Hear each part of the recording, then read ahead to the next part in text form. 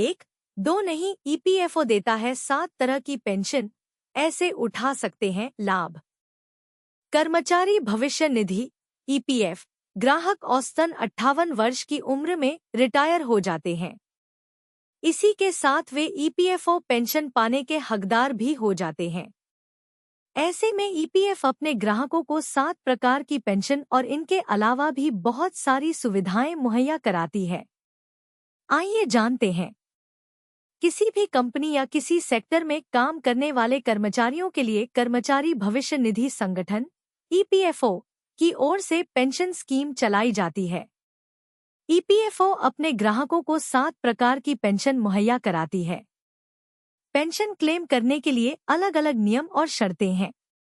इस पेंशन योजना को ईपीएफओ ईपीएस 1995 के नाम से चलाता है, जिसके अंतर्गत ईपीएफओ अपने कर्मचारियों को पेंशन के अलावा भी कई और लाभ प्रदान कराता है। कर्मचारी भविष्य निधि संगठन की इस योजना का लाभ तभी उठाया जा सकता है जब कर्मचारी ने कम से कम 10 साल तक नौकरी पूरी की हो। इस योजना को 1995 में लॉन्च किया गया था।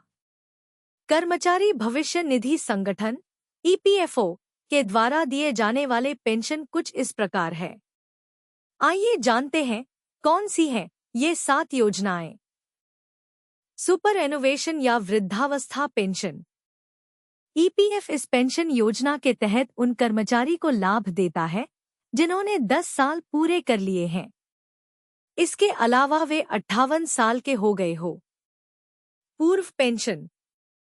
अगर आपकी उम्र 50 साल से ज्यादा है, साथ ही अगर अपनी सेवा के 10 साल पूरे कर लिए हैं, उसके बाद नौकरी छोड़ दिया है और किसी ऐसे संस्थान में काम नहीं करते जहां ईपीएफ अधिनियम मान्य नहीं है, ऐसी स्थिति में आप पूर्व पेंशन का लाभ उठा सकते हैं। दिव्यांग पेंशन। दिव्यांग होने के कारण नौकरी छोड़ने पर दिव्यांगों को पेंशन दी जा सकती है। इस पेंशन को पाने के लिए न्यूनतम उम्र या 10 वर्ष की सेवा की कोई आवश्यकता नहीं है। विधवा या बाल पेंशन। कर्मचारी की मृत्यु के मामले में कर्मचारी की पत्नी और 25 साल से कम उम्र के 2 बच्चे को एक साथ पेंशन मिलता है। अगर कोई बच्चा विकलांग हो जाता है तो उसे जीवन भर पेंशन मिलती रहेगी। अनाथ पेंशन।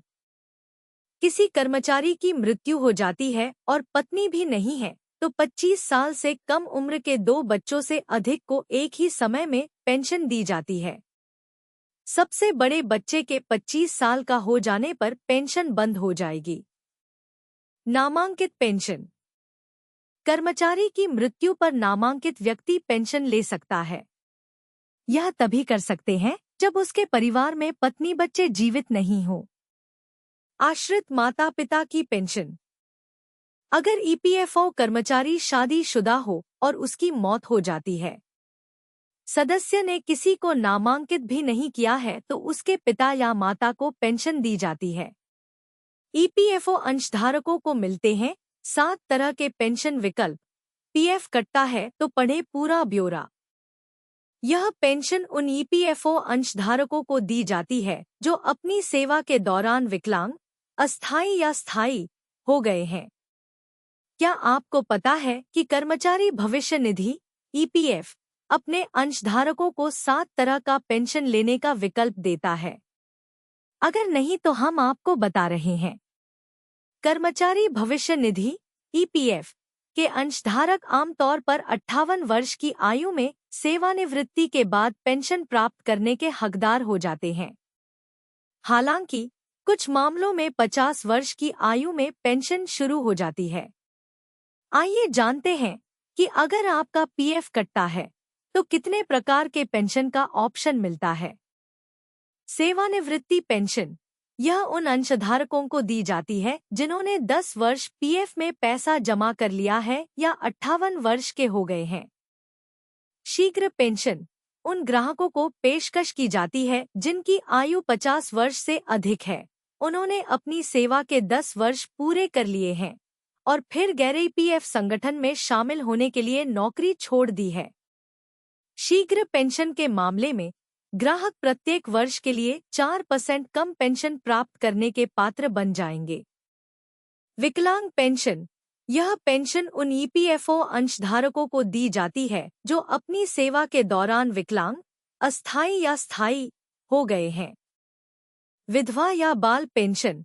अंशधारक की मृत्यु के मामले में अंशधारक की विधवा और 25 वर्ष से कम उम्र के 2 बच्चे एक साथ पेंशन के लिए पात्र हो जाते हैं।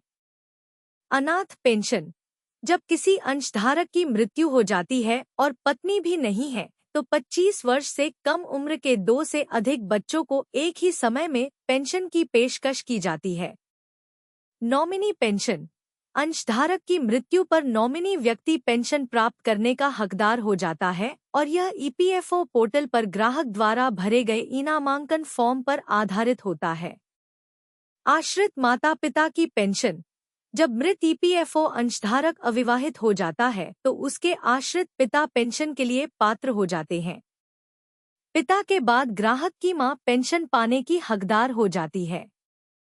पेंशन प्राप्त करने का उनका अधिकार जीवन भर जारी रहेगा। इसके लिए फॉर्म 10D भरना होगा। EPFO new update.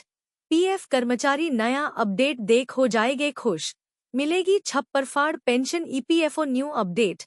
दोस्तों, हर साल पीएफ कर्मचारियों को ब्याज देने के अलावा सरकार एक और शानदार योजना भी चलाती है जिसके तहत हर महीने पेंशन मिलने का प्रावधान है। नौकरी छोड़ने के बाद आप जीवन भर पेंशन का लाभ उठा सकते हैं जिससे किसी भी तरह के खर्च में कोई दिक्कत नहीं होगी। पीएफ जमा करने वाली संस्था का नाम कुछ और नहीं बल्कि ईपीएस एम्प्लॉयज पेंशन स्कीम है, जिसके माध्यम से हर महीने पेंशन देने का काम किया जाएगा। अगर काम करते समय कर्मचारियों का पीएफ कट रहा है तो नौकरी के बाद उन्हें हर महीने पेंशन मिल सकती है जिससे कोई दिक्कत नहीं होगी। इसलिए यह जरूरी है कि पीएफ कर्मचारी कुछ खास बातों को जानें ताकि बाद में कोई परेशानी न हो। पीएफ कर्मचारियों से जुड़ी महत्वपूर्ण बातें। Important points for PF employees. काम करते समय वेतन का एक हिस्सा कंपनी द्वारा पीएफ खाते में भेजा जाता है। कंपनी के योगदान में से 3.67% कर्मचारी भविष्य निधि ईपीएफ और 8.33% कर्मचारी पेंशन योजना ईपीएस में जमा किया जाता है। पीपीएफ में निवेश करने वालों को ईडीएलआई का लाभ दिया जा रहा है जिससे सभी के चेहरे पर खुशी है। इस बीच अगर पीएफ कर्मचारी की मृत्यु हो जाती है तो नॉमिनी को आसानी से लाभ मिल जाएगा। इतना ही नहीं, नॉमिनी को 7 लाख रुपए तक का बीमा कवर भी दिया जाता है। अगर आप पीएफ खाते में निवेश करते हैं तो आप आसानी से जान सकते हैं कि आपको कितना पैसा मिलेगा। इसके लिए ईपीएफओ की आधिकारिक वेबसाइट पर निवेशकों को पेंशन कैलकुलेटर की सुविधा दी जाती है। साथ ही नौकरी और आय के बारे में जानकारी देकर आप आसानी से जांच कर सकते हैं। पेंशन की गणना कैसे करें? How to calculate pension. PF कर्मचारियों को पेंशन कैलकुलेटर पेज खोलना होगा। फिर आप अपनी जन्मतिथि और नौकरी ज्वाइन करने की तिथि दर्ज करें। बाकी सभी जानकारियां जैसे छोड़ने की तारीख आदि भरनी होगी। इसमें पीएफ कर्मचारियों को शो अपडेट डिटेल्स पर क्लिक करना होगा। फिर कर्मचारी को स्क्रीन पर 58 साल की पूरी तारीख दर्ज करनी होगी और कम पेंशन के लिए 50 साल की उम्र में पेंशन शुरू होने की तारीख की गणना करनी होगी। इसके बाद आप चाहें तो 50 साल की उम्र के बाद भी पेंशन का लाभ उठा सकते हैं। जल्दी पेंशन लेने में पेंशन राशि कम हो जाती है। इसमें 58 साल का होने के बाद आपको पूरी पेंशन का लाभ मिलेगा। यह जानकारी आपको पेंशन से जुड़ी प्रक्रिया को समझने में मदद करेगी। अगर आप और अधिक जानकारी चाहते हैं तो आप ईपीएफओ की आधिकारिक वेबसाइट देख सकते हैं।